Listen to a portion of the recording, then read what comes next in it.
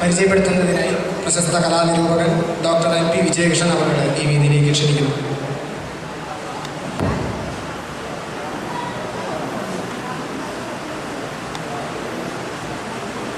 കലാമണ്ഡലം അപ്പൂട്ടി പൊതുവാളുടെ അനശ്വരതയ്ക്ക് മുന്നിൽ ഞാൻ നമസ്കരിക്കുന്നു.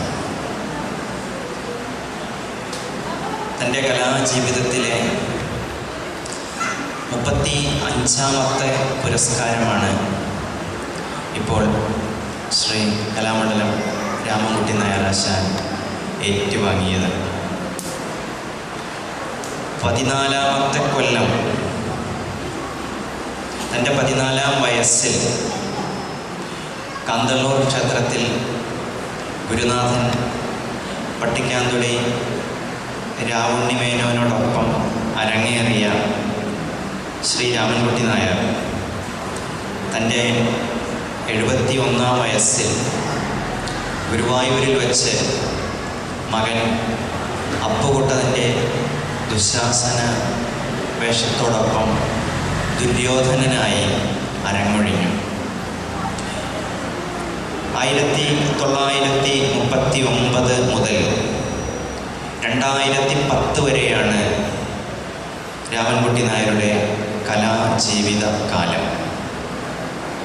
കഥകളിക്ക് ദൈവം തന്ന നടനാണ് രാമൻകുട്ടി നായർ എന്ന് അദ്ദേഹത്തെ നിർവചിച്ചത് കീഴ്പ്പടം കുമാരൻ നായരാണ്.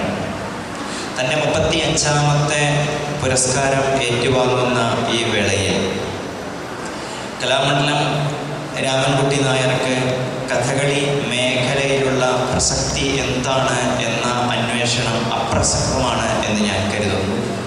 എല്ലാവർക്കും അറിയാവുന്ന ഒരു കാര്യമാണ് ഇത്. മാത്രമല്ല, ഇത്തരം ഒരു ചടങ്ങിൽ അദ്ദേഹത്തെ പരിചയപ്പെടുത്തുക എന്നത് കലാപരമായ അനീതി കൂടിയാകും.